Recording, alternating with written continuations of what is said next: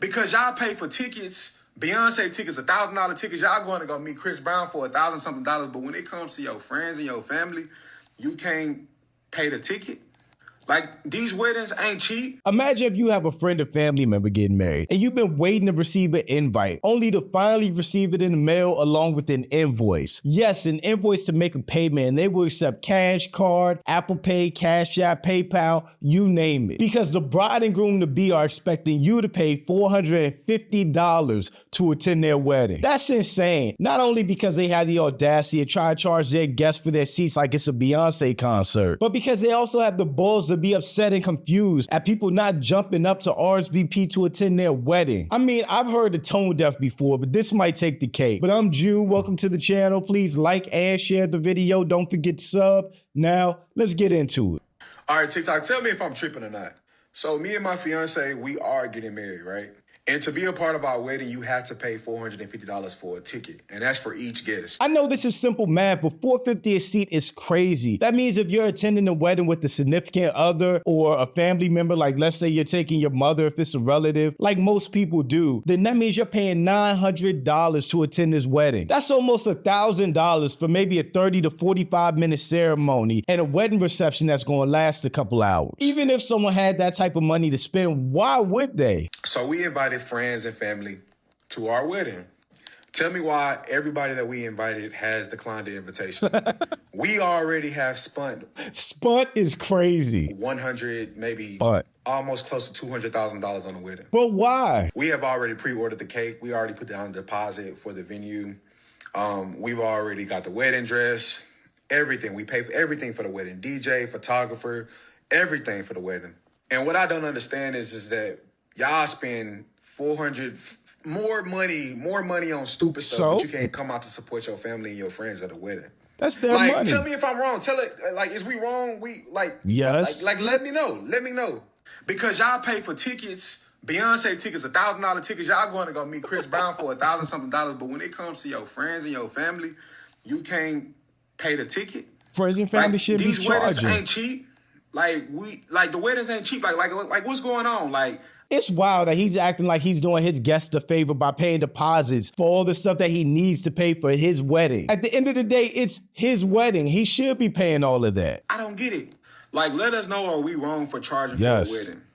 Like, I really want to know. Look, if you have $200,000 laying around, saved up in investment or retirement accounts that you can pull from to pay for a $200,000 wedding, then respect, good for you. It's your money. By all means, do you. But I personally feel like that's way too much money to spend on a wedding, especially if you're a regular person. I know it's a very special day and hopefully memories from that day will last a lifetime. But you're also throwing away life-changing money that could be or should stay invested that will help you take care of your family in the future. And it's actually even worse if you don't have that money and you're taking on debt to pay for this extravagant wedding. I actually saw a comment that I agree a lot with. Imagine you're still paying off the wedding while getting divorced. And that absolutely happens, especially with divorce rates these days. I mean, 10% of marriages in the US end in divorce in the first year. The divorce rate in the United States after hitting a 40-year low in 2009 is up 15% since then.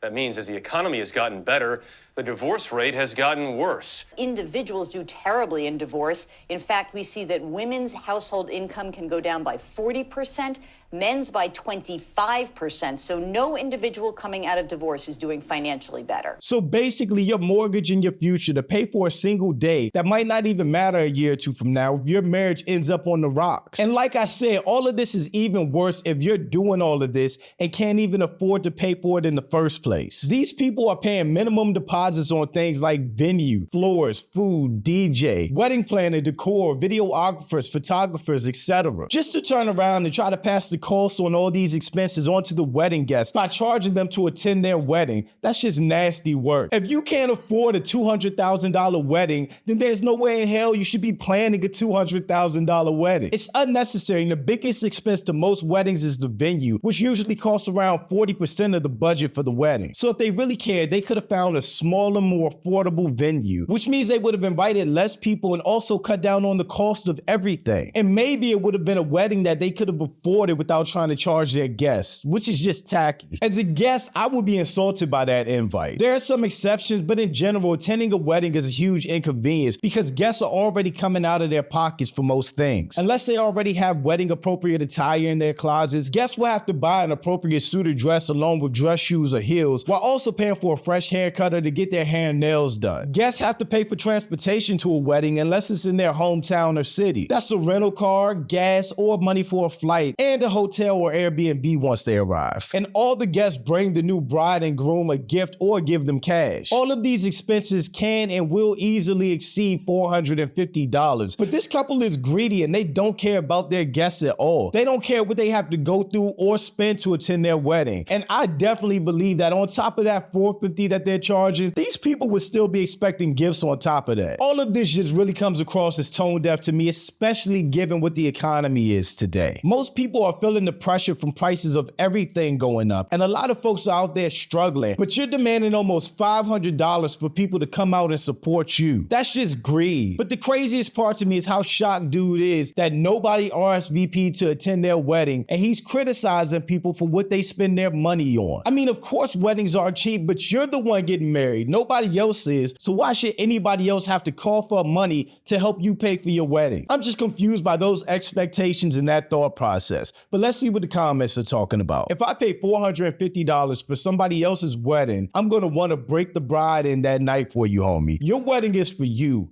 My money I spend is for me. I will give you $150 as a love offering. Break the bride in is a little crazy, but that sentiment isn't wrong. Demanding somebody pay $450 to attend their wedding and then criticizing people for how they spend their money is just crazy. It's your wedding, you pay for it, and don't worry about what anybody else is doing with their money. Tell me this is only a sketch. If not, this has to be the most tone-deaf couple in America when it comes to families and cost of living issues. Like I said, people are struggling right now just to pay the bare necessities.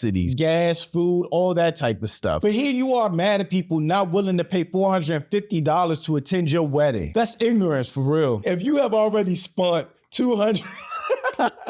Spun is crazy. If you have already spent $200,000, what the fuck is my $450 going towards? That's because they didn't spend $200,000. They paid deposits on all these things, expecting everybody that they invited to the wedding to RSVP be willing to pay $450 so they could pay the rest of the money on stuff. Or it's all a scam and their wedding really doesn't cost $200,000 and they were just trying to get money on top of that. You don't have to have an expensive wedding. Two people's love and commitment to one another is the important thing. Agreed. Nobody told you to have an expensive wedding. I have no business being around someone who says spun. Again, spun is wild. My man made up a whole entire word. I dead ass won't even reply to this invitation. The gas, flight money, possible hotel room, gifts, and investing a day for your big day is enough to show you that I care about you and I'm happy for you. Asking me to pay $450 on top of that, yeah, I won't even reply. I'll ghost you. Facts. Why would you spend that much if you can't afford it? That's a house or down payment on one. Exactly. Wedding guests, with this logic, they are wedding investors. I agree with all of these comments.